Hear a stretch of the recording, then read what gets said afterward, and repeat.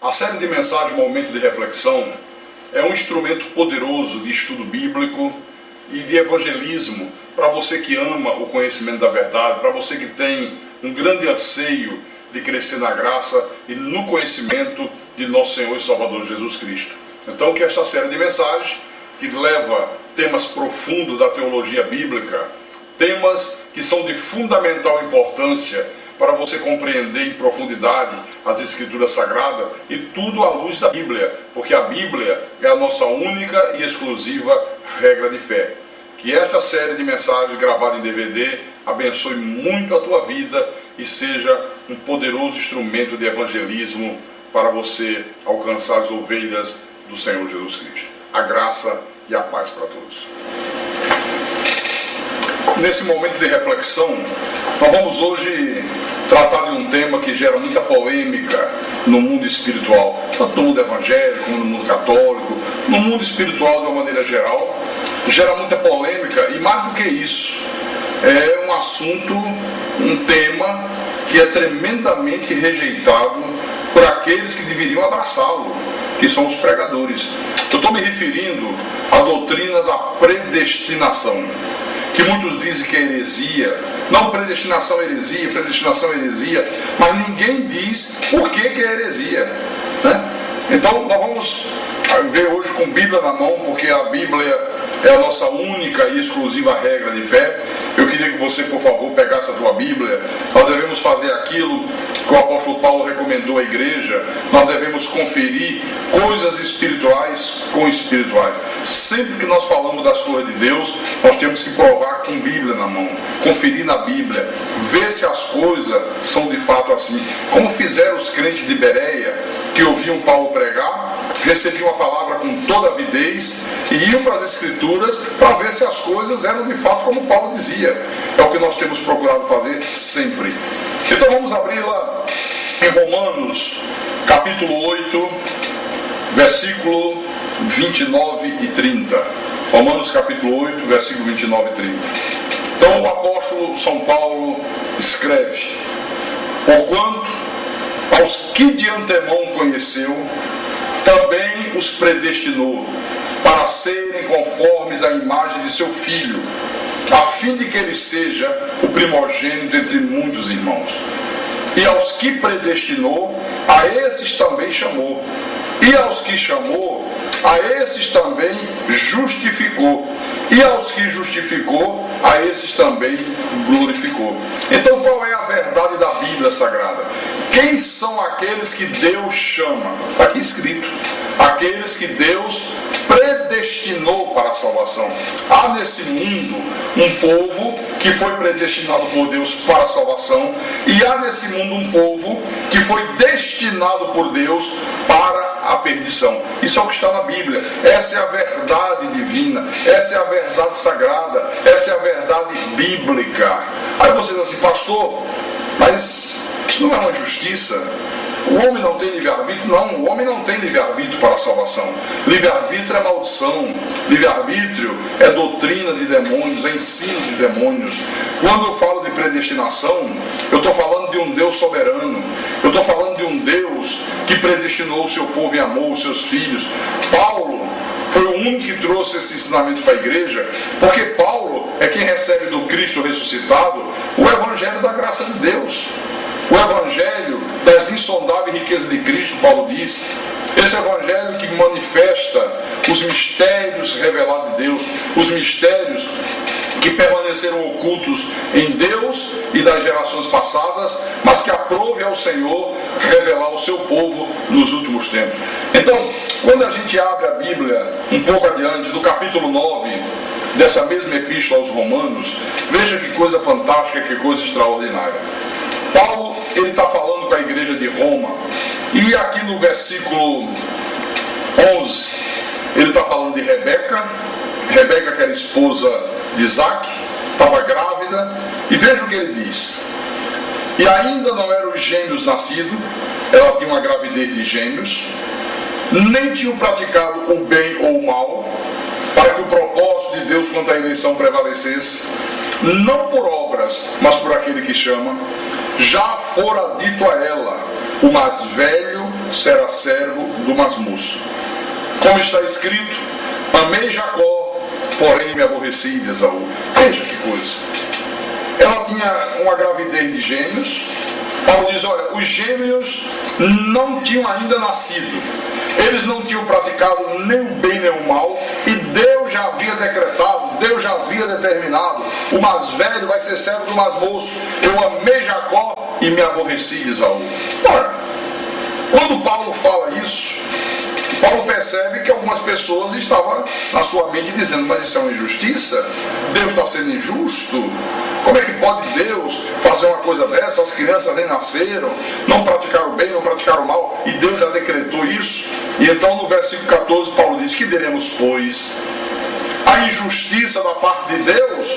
De modo nenhum. E aí ele explica por que não há injustiça da parte de Deus. No versículo 15. Pois ele diz a Moisés, terei misericórdia de quem me aprover ter misericórdia, e compadecer-me-ei de quem me aprover ter compaixão. Ora, se Deus está dizendo que ele vai ter misericórdia de quem aprover ter misericórdia, que ele vai se compadecer de quem aprover ter compaixão, a pergunta que faz é o seguinte, que eu faço é a seguinte: por que Deus tem misericórdia de um e não tem misericórdia de outro? Por que uns se convertem, são salvos, o outro lá morre na bruxaria, na feitiçaria, nos vícios? Qual é a explicação para isso? Qual é o critério que Deus usa para poder ter misericórdia de um e não ter misericórdia do outro? E o versículo 16 é ainda mais importante, porque o versículo 16 diz assim: assim pois, não depende de quem quer ou de quem corre, mas de usar Deus a sua misericórdia. Não depende do homem querer, não depende do homem usar livre-arbítrio, que o homem não tem livre-arbítrio. O homem está morto nos seus delitos e pecados. Quando o homem nasce nesse mundo, ele já nasce morto espiritualmente, ele já nasce afastado de Deus. Por isso que essa doutrina que diz que o homem que aceita Jesus, que o homem que tem que tomar atitude, ela é uma doutrina falsa. Ela é um ensino diabólico, porque ela contraria o ensino da Bíblia, ela contraria a verdade sagrada. O que eu estou passando para você não é o meu pensamento, não é o ponto de vista do pastor Carlos Magno, não é o ponto de vista da Igreja Cristo é Vida. Eu estou passando para você a verdade de Deus. Você está conferindo na tua Bíblia, é o que está escrito na tua Bíblia, na Bíblia Sagrada. Segura um pouquinho aí, volte atrás do capítulo 3 de Romanos, que eu vou mostrar para você qual é a condição do homem enquanto ele está morto em delito de pecado. Como é que o homem está quando ele está morto em delito de pecado? Antes de Deus chamá-lo, antes de Deus lhe conceder vida outra vez. Romanos capítulo 3, versículo 10. Diz assim: como está escrito, não há justo, nem um sequer. Não há quem entenda, não há quem busque a Deus. Irmãos, se a Bíblia está dizendo que não há quem busque a Deus, por que a maioria das igrejas, a maioria dos pregadores, a maioria dos pastores ensinam exatamente o contrário? Não, porque o homem tem que buscar a Deus, o homem tem que tomar atitude, o homem tem que aceitar Jesus. Tudo contrário ao que está escrito. Não há quem entenda, não há quem busque a Deus. Todos se extraviaram, a uma se fizeram inúteis, não há quem faça o bem, não há nenhum sequer. Está aqui, isso é Deus falando. Agora vamos voltar lá, no capítulo 9 de Romanos, versículo 21. Aí o apóstolo diz assim, diante daquele clima que estava na igreja, algumas pessoas achando que era injustiça da parte de Deus, que Deus era injusto de se fazer dessa maneira. Então Paulo diz: ou não tem o oleiro direito sobre a massa, para do mesmo barro fazer um vaso para a honra e outro para a desonra? A pergunta que o apóstolo fez foi essa. Ou não tem o oleiro, esse oleiro é Deus. Direito sobre a massa, claro. O oleiro, ele tem a massa é dele, ele é o oleiro. Ele tem o direito de fazer um vaso para honra e um vaso para desonra. Ele tem direito de dar a mesma massa que está nas mãos, ele fazer dois vasos exatamente iguais, e um ele dizer assim: olha, esse aqui é para colocar água potável, água para beber, e dizer, esse aqui é para colocar água suja. Ele é o oleiro, ele que faz os vasos. Então Paulo faz essa correlação com Deus, né? E ele diz: ou não tem o oleiro direito sobre a massa, para do mesmo barro fazer um vaso para a honra e um vaso para a desonra. Claro, é evidente que tem. Essa expressão, direito sobre a massa, para do mesmo barro, aponta para o ventre de Rebeca. Ou não tem o oleiro direito para, do mesmo ventre, estava falando de Rebeca, grávida de 2 crianças, Esaú e Jacó. Ou não tem o oleiro direito sobre o ventre, para do mesmo ventre fazer um vaso para a honra e um vaso para a desonra. Agora, a pergunta que cabe é a seguinte: o que é um vaso? Porque ele está falando de vaso. Bom, vaso é um receptáculo. Um vaso é um receptáculo, onde você põe alguma coisa dentro. Então, no mundo espiritual, no mundo pentecostal, se fala muito de vaso, né? O Senhor usou um vaso, o Senhor usou um vaso. Não, vaso é um corpo. Então, o que é um vaso de honra? É um corpo que é gerado no ventre de uma mulher, aonde vai habitar o espírito ou de um filho de Deus, ou de um daqueles anjos decaídos, né? No caso do vaso de honra, o espírito e o filho de Deus. Deus primeiro criou seus filhos antes da fundação do mundo. Nós somos seres espirituais. A nossa verdadeira identidade é de um espírito. Você é um ser espiritual, que por um breve período de tempo você está nesse corpo de carne, revestido de carne. Mas daqui a pouco chega o fim da tua existência humana, o corpo vai para o pó como era, e o espírito volta para Deus que o deu. Então o vaso de honra é isso, um corpo onde habita dentro o espírito de um filho de Deus, que foi criado nos céus à imagem e semelhança de Deus. E o vaso de desonra é um corpo igualzinho, aonde vai habitar um daqueles anjos que acompanhou Lúcifer na sua rebelião contra Deus. Você lembra que quando Lúcifer se rebelou contra Deus, a Bíblia diz que ele arrastou com seu espírito rebelde uma terça parte dos anjos de Deus. Uma terça parte foi arrastada, foi lançado para o abismo, se transformaram em demônios.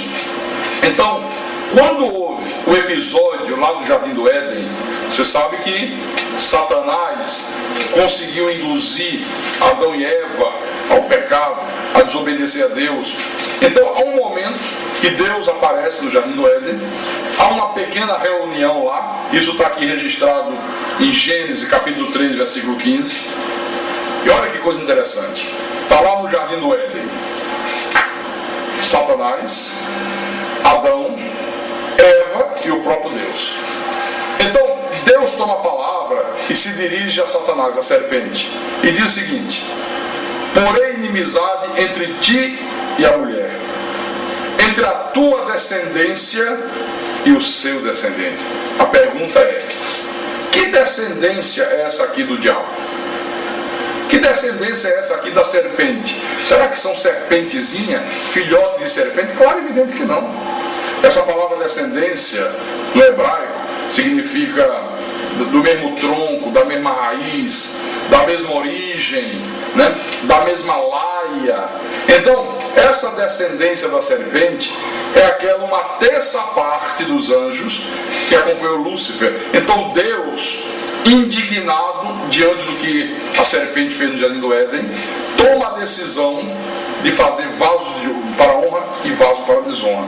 Vamos voltar aqui em Romanos, capítulo 9, versículo 22.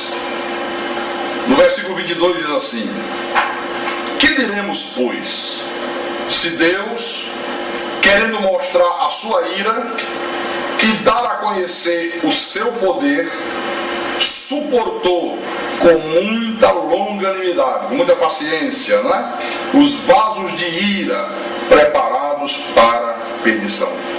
Então, agora que nós estamos sabendo que existe vaso de honra, vaso de desonra, por que Deus quis mostrar a sua ira? Pelo que eles fizeram no Jardim do Éden. Como é que Deus mostra a sua ira? Permitindo que eles assumam um corpo de carne, semelhante ao nosso, semelhante aos dos seus filhos, sejam postos nesse mundo, mas jamais crerão na palavra, jamais terão direito à salvação, jamais terão o Espírito de Deus. Pedro diz que eles foram postos nesse mundo para tropeçarem na palavra, para serem desobedientes. Deus os colocou aqui nesse mundo para isso. Então é Deus mostrando a sua ira. Os filhos de Deus ouvem a palavra, creem, o Senhor lhes dá vida outra vez, o Senhor os chama das trevas para a sua maravilhosa luz, os vasos de desonra, jamais. Então, Deus querendo mostrar a sua ira e dar a conhecer o seu poder. Deus mostrar que Ele é que é Deus, que Ele é que está no controle de todas as coisas, Ele é que é o Todo-Poderoso. Então Ele está dizendo, olha, você pensa, Satanás, que você matou os meus filhos, que lançou no inferno? Não, eu vou salvar todos eles. Não há um filho de Deus que se perca, não há um filho de Deus que vá para o inferno. Deus salva todos. Todas as ovelhas serão salvas. Então é Deus mostrando o seu poder. E no final Ele lança os filhos do diabo nas profundezas do inferno. Agora, essa coisa de fazer do mesmo ventre vaso para a honra e vaso para a desonra não começou aqui em Rebeca. Paulo está falando de Rebeca porque era o assunto que ele estava abordando. Mas isso começa lá atrás. Isso começa lá no Jardim do Éden. Eu já disse para você, mostrei ainda há pouco aqui em Gênesis 3,15, Deus dizendo à serpente, porém inimizade entre ti e a mulher, né? Entre a tua descendência e o seu descendente. Então, Deus teve o direito de do mesmo barro, da mesma massa, do mesmo ventre, fazer vasos para a honra e vasos para a desonra. Quais foram os primeiros vasos de honra e de desonra que existiu nesse mundo? Caim e Abel. Deus teve o direito de do ventre de Eva fazer um vaso para a honra e um vaso para a desonra. Abel, vaso de honra, né? Um espírito de um filho de Deus que foi revestido de carne. Caim, vaso de desonra, filho do diabo, um daqueles anjos decaídos que assumiu um corpo de carne. Então veja que aqui em Gênesis capítulo 4, versículo 3, o pouco que nós já vimos até agora já começa a trazer uma luz para você entender a Bíblia, né? Então no versículo 3 diz assim: aconteceu que no fim de uns tempos trouxe Caim do fruto da terra uma oferta ao Senhor. Abel, por sua vez, trouxe das primícias do seu rebanho e da gordura deste. Agradou-se o Senhor de Abel e da sua oferta, ao passo que de Caim e de sua oferta não se agradou. Ora, por que razão Deus se agradou de Abel e da oferta de Abel e não se agradou de Caim nem da oferta de Caim? Vamos esquecer o problema da oferta, né? Vamos esquecer isso aí. Por que ele se agradou de Abel e não se agradou de Caim? Porque Deus sabe quem é vaso de honra e quem é vaso de desonra. Então Deus já sabia aqui, porque foi o próprio Deus que teve o direito de fazer isso, que Abel era um vaso de honra, Caim era um vaso de desonra. Por isso que Deus não se agradou de Caim nem da sua oferta. Veja que o primeiro homicídio havido na terra foi esse aqui. Caim matou Abel, um irmão matando outro irmão. Você vê como é a característica, como é o caráter dos filhos do diabo? Lá atrás, na primeira epístola de João,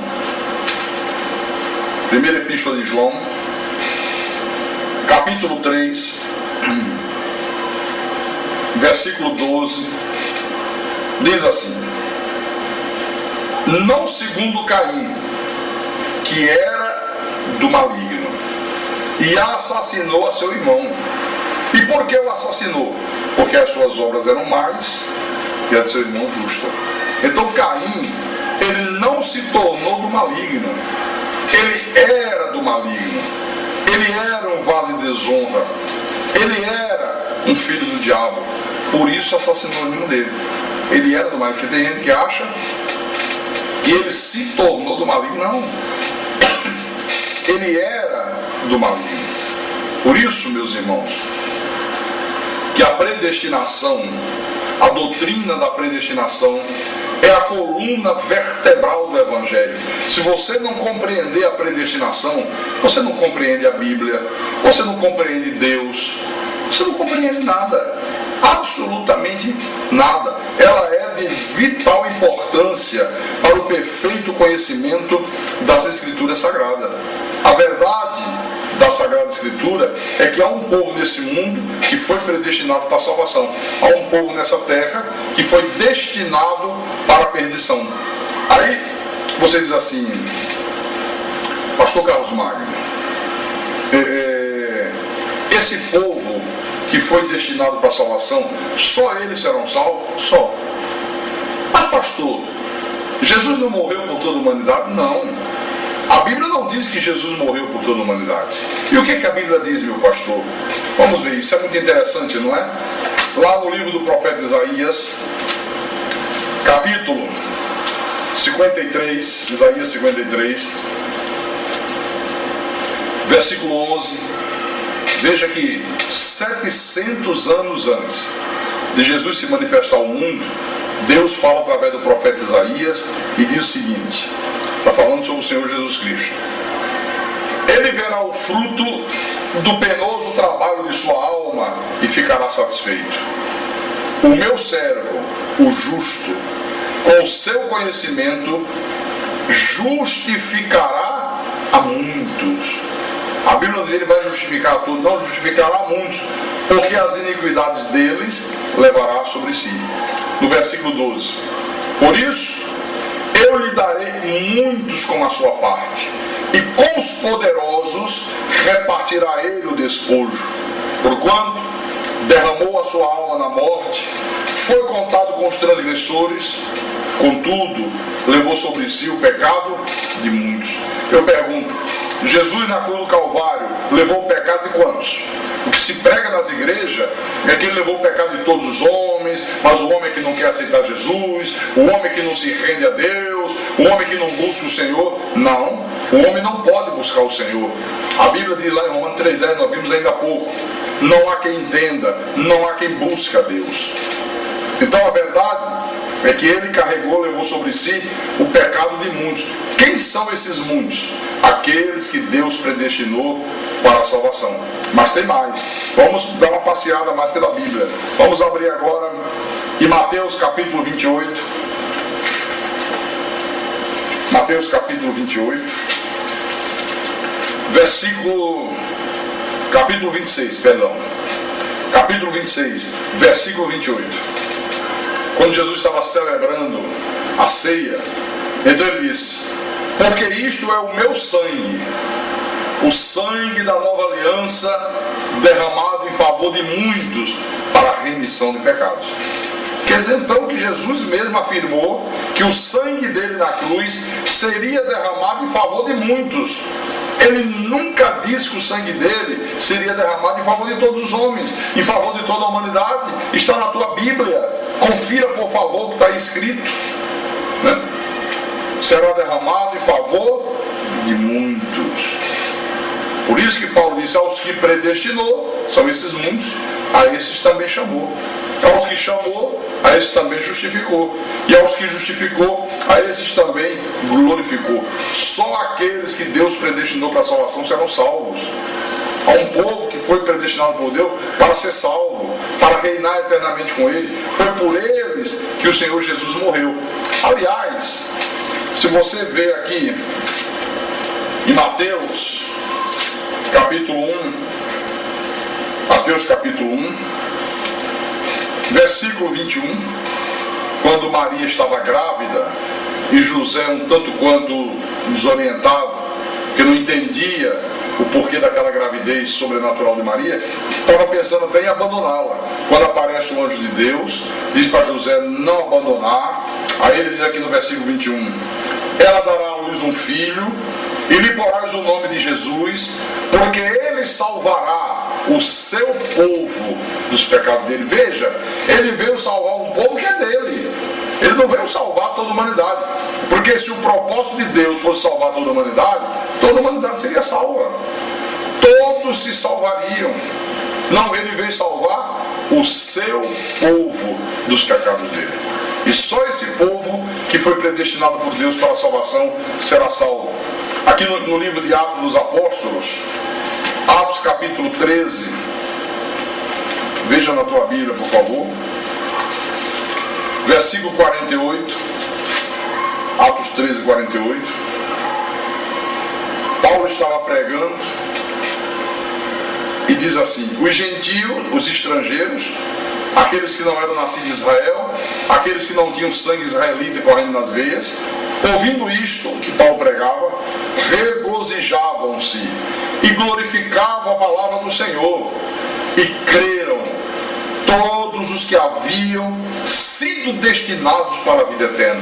Veja, aqui não está escrito foram destinados para a vida eterna os que creram. Não, aqui está escrito e creram todos que haviam sido destinados por Deus para a vida eterna. E os que não foram predestinados para a vida eterna não creram. Então está aqui na Bíblia, essa é a verdade divina, desse mesmo livro de Atos dos Apóstolos, no capítulo 18, Atos capítulo 18, versículo 9 em diante. Veja que coisa interessantíssima isso aqui. Diz assim: teve Paulo durante a noite uma visão em que o Senhor lhe disse: não temas, pelo contrário, fala e não te cales, porquanto eu estou contigo e ninguém ousará fazer-te mal, pois tenho muito povo nesta cidade. Em todas as cidades do mundo há muito povo de Deus, e aqueles que são de Deus, no tempo de Deus, eles ouvirão a sua voz e o seguirão. Jesus não disse isso? Jesus não falou sobre isso? Em João capítulo 10, João capítulo 10, versículo 27, diz assim: as minhas ovelhas ouvem a minha voz, eu as conheço e elas me seguem. Só segue quem é ovelha. Quem não é ovelha, ouve, mas jamais segue, jamais obedece, jamais se rende a Deus. Jamais. Porque ele não é ovelha, ele é cabrito do outro. Ele é cabrito do diabo. Pastor, quer dizer que não tem livre-arbítrio, pastor? Não, não tem. Pastor, quando uma pessoa não crê, não é porque ela usou o livre-arbítrio para não crer? Ou quando uma pessoa crê, não é porque ela está usando o livre-arbítrio para crer? Não, absolutamente não. Em João capítulo 8, João capítulo 8, versículo 47, o Senhor Jesus disse assim: quem é de Deus, ouve as palavras de Deus. Por isso não me dás ouvidos, porque não sois de Deus.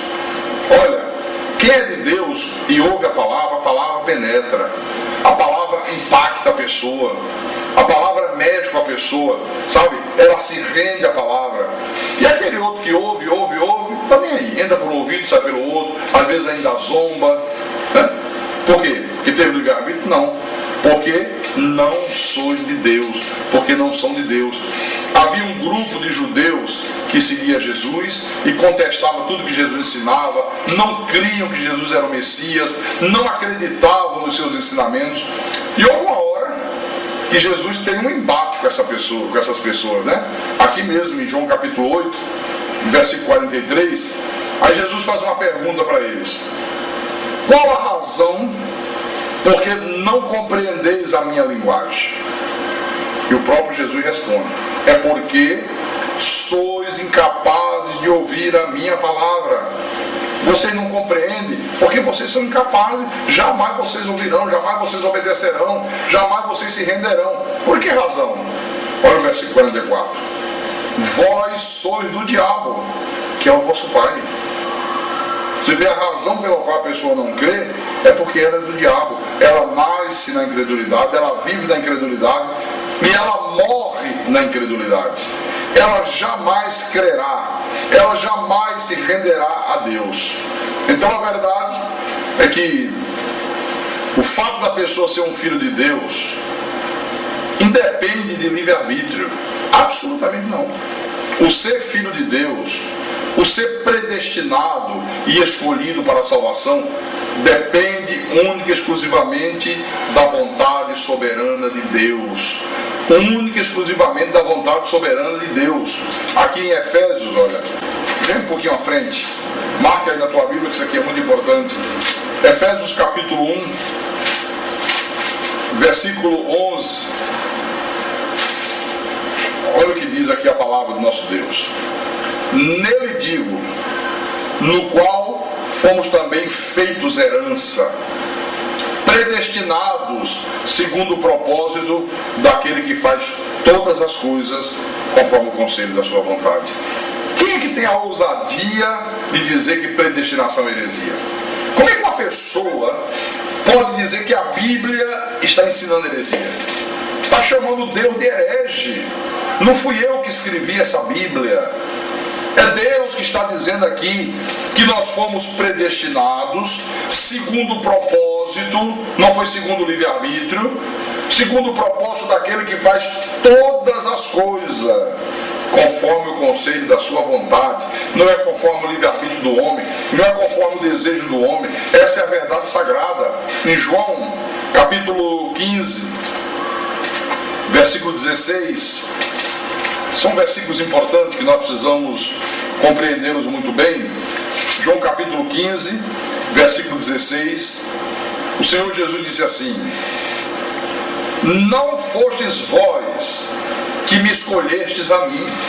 Não foram vocês que me escolheram, não foram vocês que me aceitaram. Pelo contrário, eu escolhi a vocês. Tem coisa mais clara do que esta. Não fomos nós que o escolhemos, não fomos nós que o aceitamos.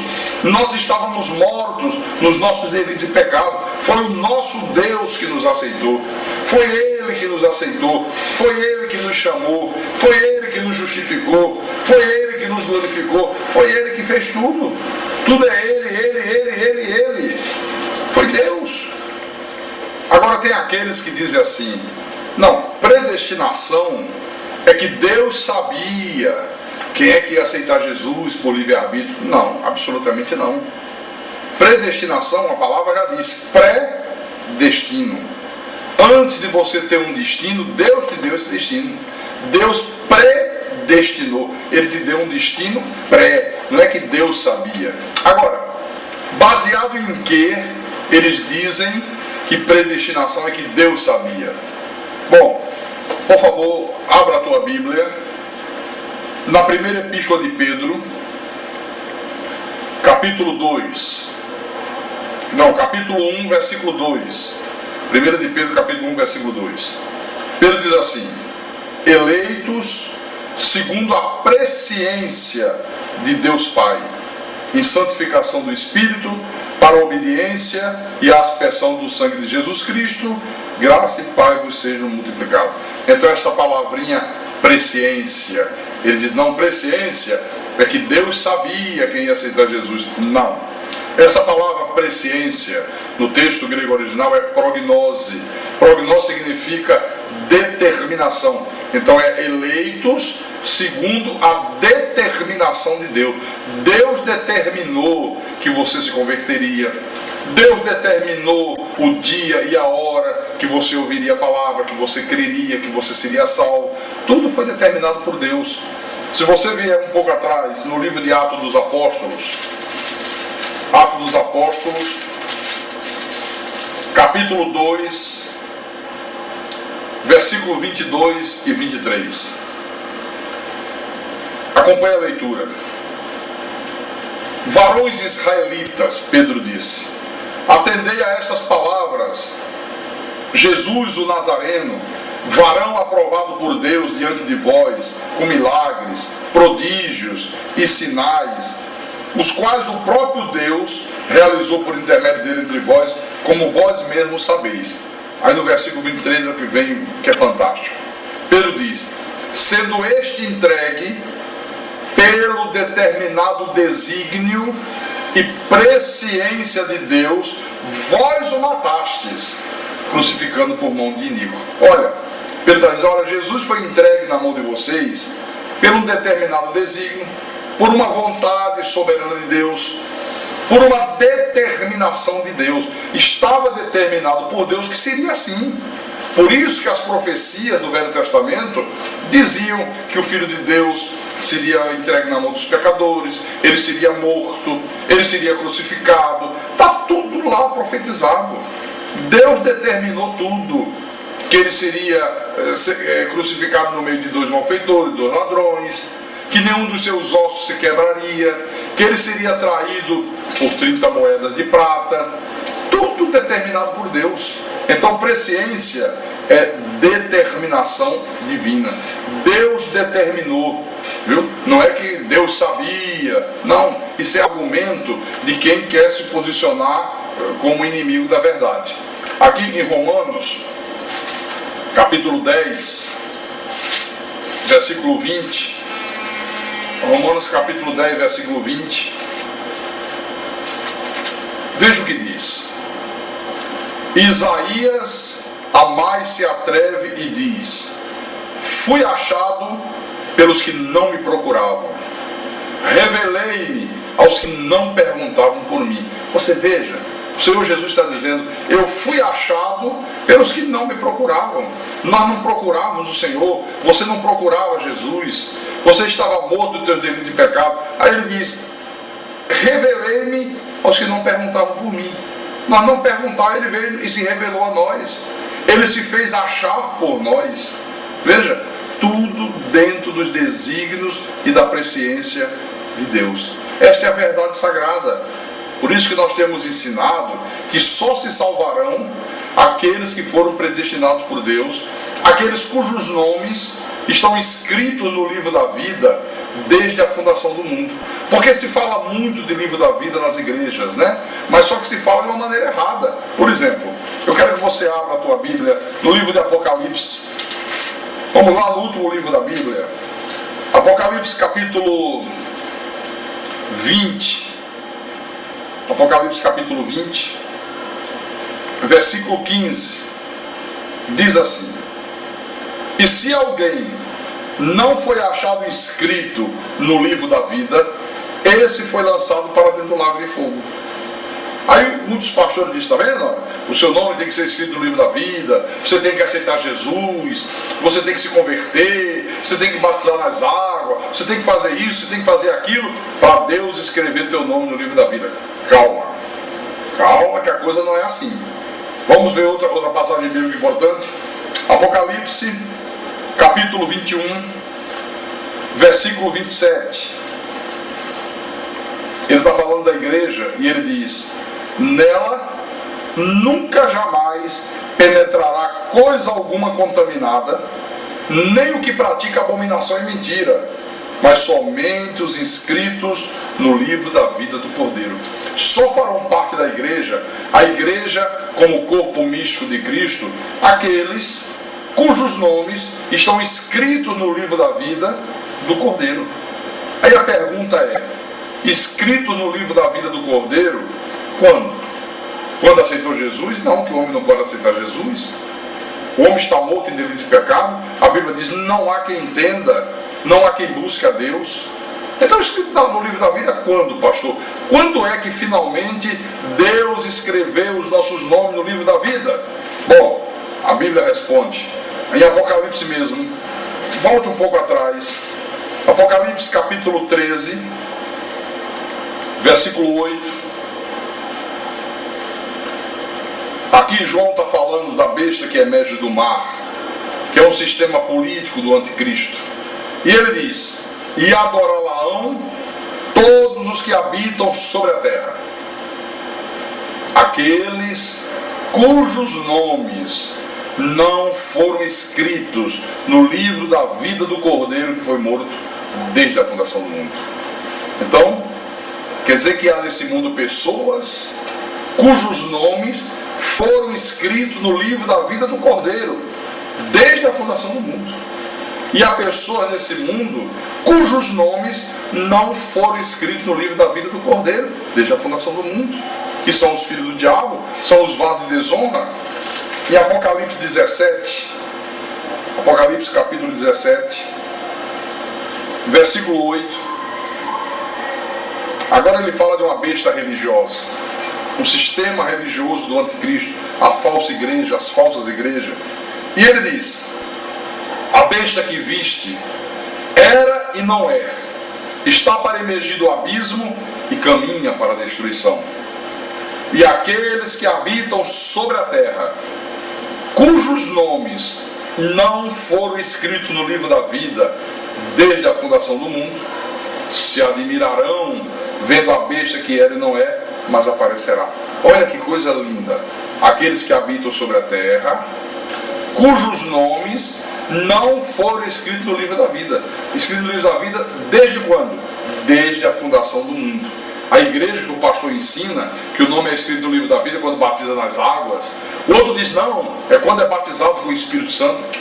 O nome é escrito no livro da vida desde a fundação do mundo. Quando Deus nos criou a sua imagem e semelhança como seres espirituais, Deus já escreveu o nosso nome no livro da vida. É a certidão de nascimento, é o cartório de Deus. Está escrito lá que você é filho de Deus. E filho uma vez, filho para sempre. Então está aqui. É a verdade divina.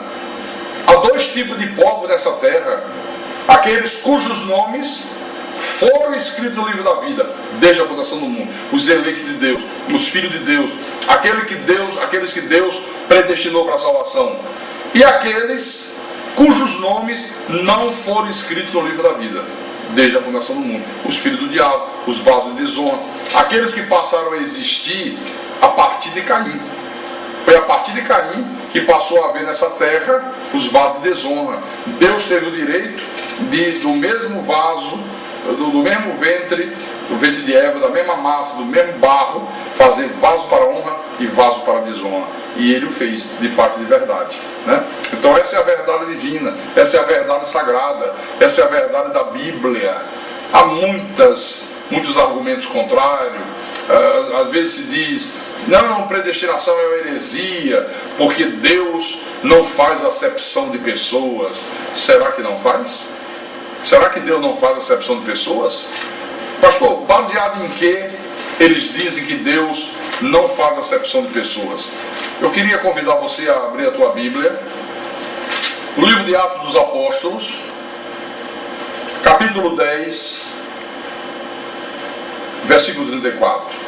Então se usa muito esse versículo aqui, e diz assim: então falou Pedro dizendo, reconheço por verdade que Deus não faz acepção de pessoa. Aí está vendo aqui? Olha aqui a prova que predestinação é heresia. A Bíblia está dizendo que Deus não faz acepção de pessoas. Mas quem fala dessa maneira é porque não maneja bem a palavra da verdade, é porque não consegue discernir o contexto da palavra. Olha, texto fora de contexto só serve para se criar pretexto. Então sempre que você lê um texto na Bíblia, veja o contexto. Então em que contexto Pedro está dizendo que agora ele está reconhecendo que Deus não faz acepção de pessoa? É o seguinte: os judeus, eles faziam uma discriminação dos gentios. O que eram os gentios? Os estrangeiros, os que não eram nascidos em Israel, os que não tinham sangue israelita. Então eles consideravam os gentios um povo emprestado, um povo que não era de Deus. Eles achavam que somente eles eram de Deus. Quando você lê aqui, Deus mandou que Pedro fosse na casa de Cornélio, que era um centurião. Só que Cornélio era um gentio, e Pedro resiste muito aí na casa de Cornélio. Ele era judeu, ele nutria esse preconceito pelo gentio, como todos os outros judeus. Foi preciso Deus fazer aparecer uma visão de um lençol de linho que descia, com animais puros, animais impuros, e Deus dizia: Pedro, mata e come. Não, o Senhor jamais vai comer alguma coisa imunda. Pedro, aquilo que Deus purificou, né, não considera imundo. Depois de muita luta, eu digo, até brinco, olha, o Espírito Santo levou Pedro quase que puxando pelas orelhas. Vamos, você vai lá, rapaz. E ele foi. Quando ele chega na casa de Cornélio, está lá reunido a família, os amigos, todos estrangeiros, todos gentios. Olha, a primeira coisa que Pedro fala quando ele entra na casa de Cornélio, Atos capítulo 10, versículo 28. Vamos ler o 27. Falando com ele, entrou, encontrando muitos reunidos ali, a quem se dirigiu dizendo: vós bem sabeis que é proibido a um judeu ajuntar-se ou mesmo aproximar-se a alguém de outra raça. Olha como é que era o preconceito. Era proibido a um judeu se ajuntar, manter comunhão, conviver, ou até se aproximar com alguém que não fosse israelita, que não fosse judeu, que fosse de outra raça. Aí ele diz: mas Deus me demonstrou que a nenhum homem eu considerasse comum ou imundo. Por isso, uma vez chamado, vim sem vacilar. Então quando Pedro fala aqui, reconheço por verdade que Deus não faz acepção de pessoas, é só você baixar os olhos um pouquinho e ler o versículo 35, que aí você vai entender por que Pedro estava dizendo que Deus não faz acepção de pessoa. Em que sentido Deus não faz acepção de pessoa? Ele explica. Pelo contrário, em qualquer nação, aquele que o teme e faz o que é justo, lhe é aceitável. Então Pedro estava dizendo que agora ele entendia que Deus não fazia acepção de pessoa no sentido de nacionalidade, que era o que os judeus faziam. Não, só quem é judeu, só quem é de Israel é salvo, os outros é do diabo. Ele disse, não, agora eu reconheço que Deus não faz acepção de pessoa no sentido de nacionalidade. Há filho de Deus nascido em Israel, há filho de Deus nascido no Japão, na França, na Inglaterra, na África, no Brasil. É isso que Pedro está dizendo aqui. Porque é tão interessante isso, que quando Jesus faz a sua oração sacerdotal, isso está lá no livro de João, capítulo 17, João capítulo 17,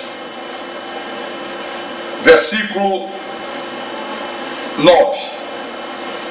Jesus na sua oração diz assim: é por eles que eu rogo, não rogo pelo mundo. Olha que bela acepção, hein? Não rogo pelo mundo, mas por aqueles que me deste, porque são teus. Está vendo? Deus faz acepção entre os filhos dele e os filhos do diabo, entre as suas ovelhas e os cabritos, entre os vasos de honra e os vasos de desonra. É por eles que eu rogo, por aqueles que o Senhor predestinou. Não rogo pelo mundo inteiro. Eu só rogo por aqueles que me deste, porque esses são teus, os outros não são teus filhos. Então está aqui a verdade divina, a verdade sagrada. Se esta palavra tocou no teu coração, se ela despertou em você o desejo de se aprofundar no conhecimento de Deus, então faça uma visita à Igreja Evangélica Cristo é Vida. Procure uma das nossas sedes. Você que mora em Natal, no Rio Grande do Norte, capital do Rio Grande do Norte, você tem a nossa sede lá na cidade de Parnamirim, que é Grande Natal, no auditório do Parnamirim Shopping. É muito fácil você encontrá-la e ali você vai participar dos nossos cultos. Você que mora em Recife, capital de Pernambuco, a sede da Cristo é Vida está no coração de Recife, na Avenida Cruz Cabugá, 347, ali no centro, no bairro de Santo Amaro. E para você de Fortaleza, capital do Ceará, você pode encontrar a nossa igreja sede também no centro de Fortaleza, na rua Princesa Isabel, 707. Aguardamos a sua visita.